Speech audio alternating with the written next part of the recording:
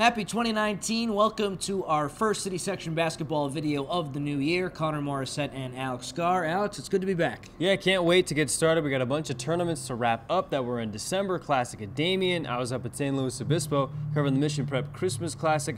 A bunch of good basketball in December, but January is when league play starts, the quote-unquote real season. All of these teams fighting to get into the playoffs. We got a really good list of top 10 teams here to get to.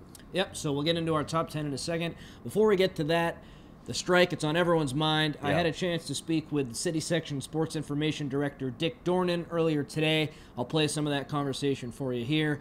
We don't really know what's going to happen. Could strike Thursday, could strike Monday, but there's a really good chance we're going to miss some games. Practices won't be happening either. So here's our conversation with Dick, and hopefully this gets resolved soon. So we want to have a complete league standing for every single league. And obviously when there is a strike and games are missed, there is a chance that the league standings will not be complete. There might be an imbalanced number of games. So some schools play a complete 12-game schedule, while other members might play 10 or 11 games. If that occurs, then it's up to each individual seating committee to determine the order of league finish based upon what games have been played. So with that being said, any games that are lost during the strike, as a section, we will encourage those schools to reschedule the games between when the strike ends and the start of the playoffs. Into the top 10, at number 10, we have Granada Hills, and they're 9-7, Alex. West Valley League play starts this week, Wednesday. They take on Taft, as you mentioned off the top of the show.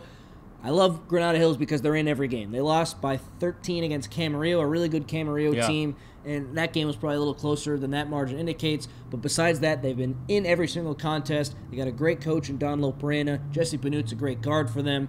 I think just like last year, they could overachieve and make the Open Division. That would not shock me. Yeah, they play these tough teams, Camarillo and Heritage Christian. They play them close. It's a really tough team. They're scrappy. They're annoying. You don't want to face them. And then in the games that they should win, they beat Grant 75-51, and they beat Kennedy 69-35. So that's a controlling game. That's a big win. They control the pace. They're really good in the half court. I watched them play Grant a couple of weeks ago, and they dominated those Grant guards. They didn't allow them to get the ball inside to Chase Pauly Nice. He's their big man. He does a really good job cleaning the glass. I think they held him to just single-digit points and rebounds, so they were able to really shut them down. If I'm a seed in the Division I championship, Division I playoff round, or they manage to sneak into that open division, I don't want to face Granada Hills. They're a really annoying team. They're very scrappy. Don Loperena, as you mentioned, a great coach. Granada's going to be a tough out regardless of where they are. I agree. 4 West Valley League teams made the Open Division last year. Maybe we see that again. At 9, Gardena.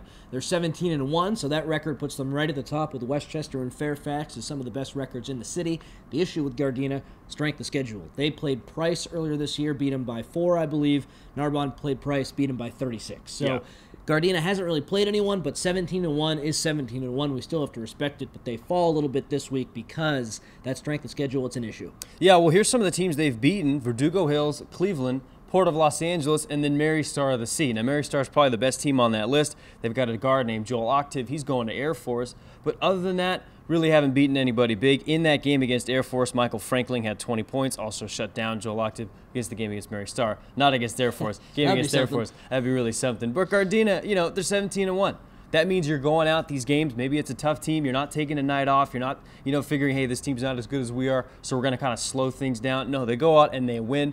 17-1, you can't sneeze at that record. And they've got a lot of teams that they can still kind of make some statement wins against. They play Narbonne a couple of times. You beat them, you got a shot at making the Open. So it's kind of a wait-and-see game here with Gardena. Those wins, they're stacking up, but they still got to play a quality opponent. You mentioned Narbonne. I think one team from the Marine League will make the Open Division. It will be the winner of the league. So will that be Narbonne? Will that be Gardena? Carson's in the mix as well. They're supposed to play Friday, Narbonne and Gardena, but of course with this strike, who knows what's going to happen.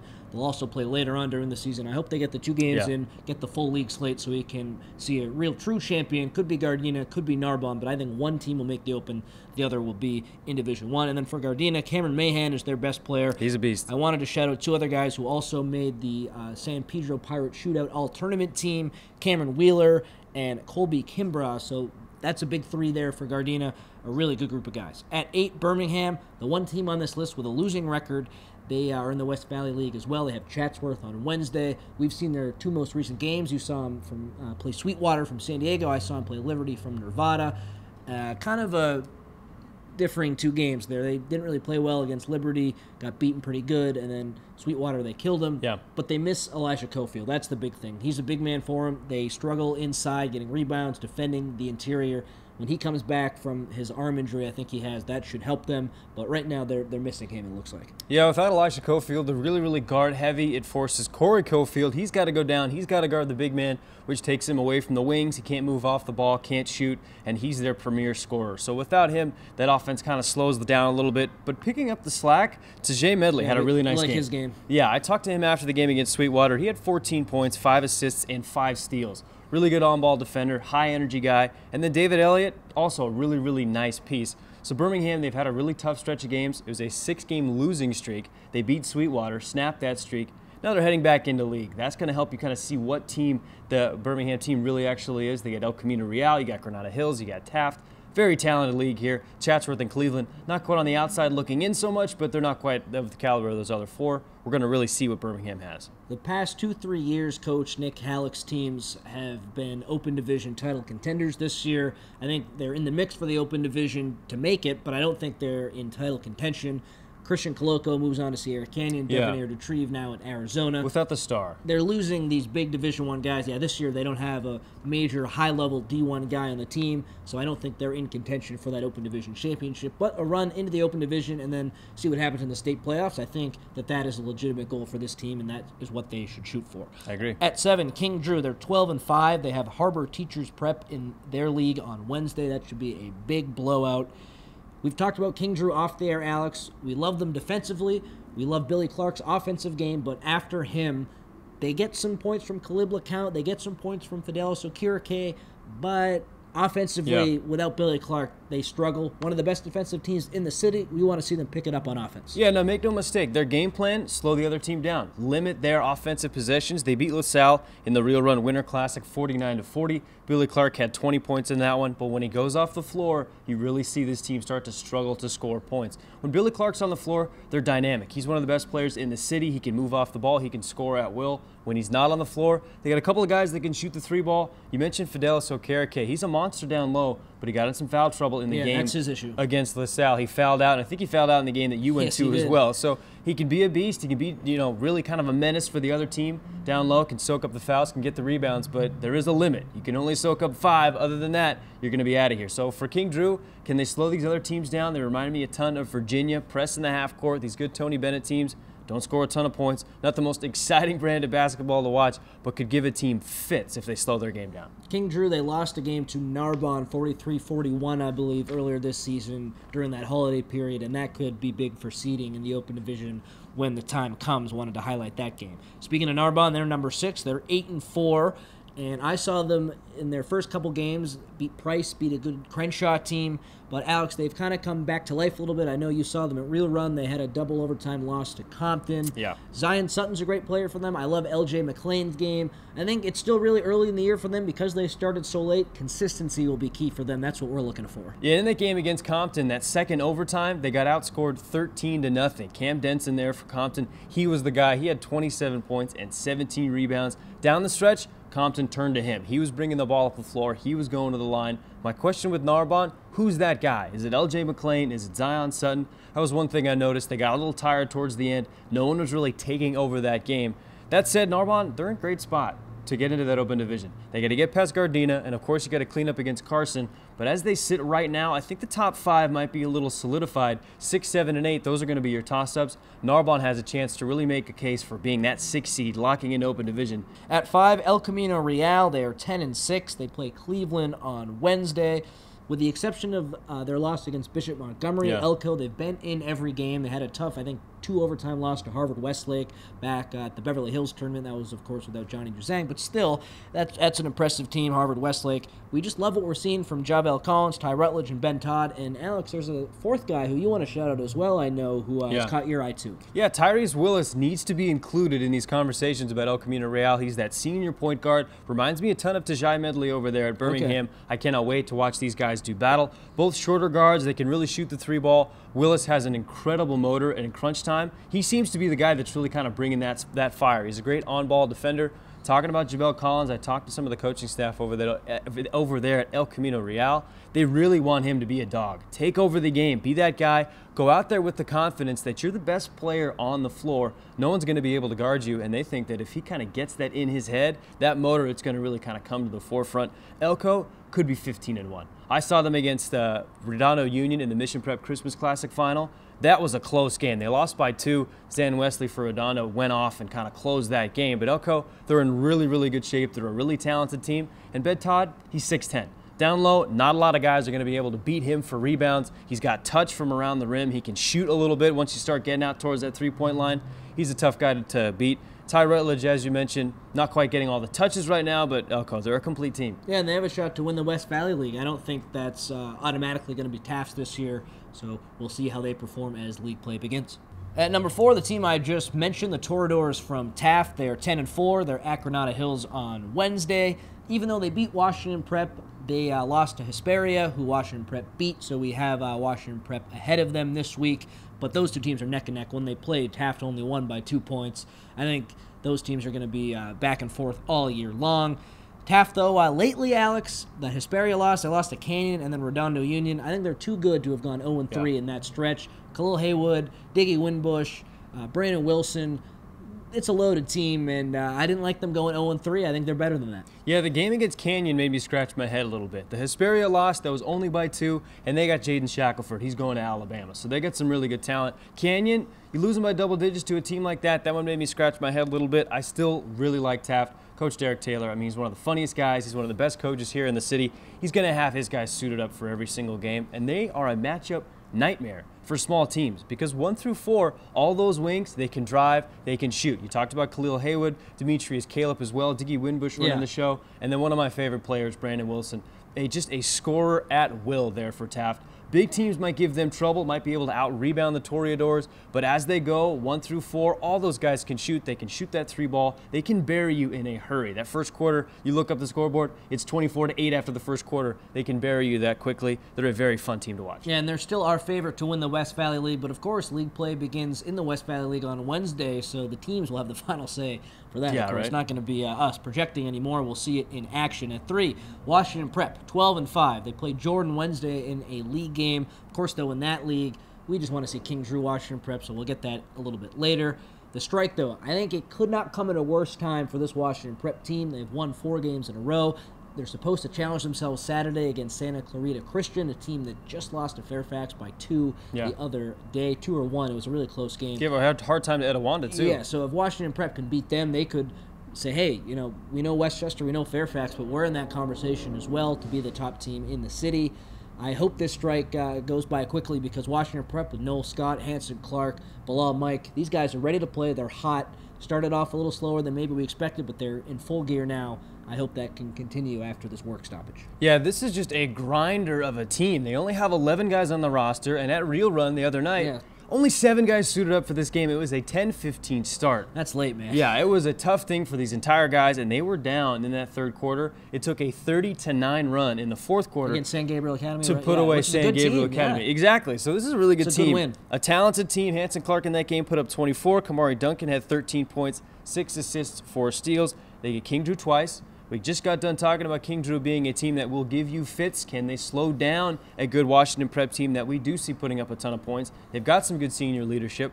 I like Prep right now, and as you mentioned, that strike, really unfortunate for this team because they're not full charter. It's not El Camino Real. It's not Birmingham. It's not Granada. They don't have charter, yeah. Yeah, they don't even have charter. Full public, baby. So they don't get to play these games. This full public school is really getting the short end of the stick right now. Of course, the strike, we hope it ends soon. We hope it comes to a resolution. But for George Washington Prep right now, they're sitting at 3. I mean, this is one of the most talented teams here in the city, regardless of the city section, just the southern section. And for them not to play, it's a shame. If they do play the rest of the games on their schedule and win out, man, that would be like a 12-game winning streak riding into the playoffs, a win over Santa Clarita Christian, beating King Drew twice. It's there for them if they can take it. At number 2, Fairfax, 15-1 at Hamilton Wednesday. In that Western League, if you're not playing Fairfax or Westchester against each other, it's going to be a blowout. So, That'll be a blowout on Wednesday. Robert McRae, though, hit 2 clutch free throws to give Fairfax a win over Santa Clarita Christian. And just look at the resume, Alex, with this team. Maybe some of the teams they've beaten haven't been fully healthy, but for the most part, these teams have been. They've beaten Chino Hills, Damien, Rancho Verde, Notre Dame, Loyola, Bishop Montgomery. Those are Southern Section Open Division teams.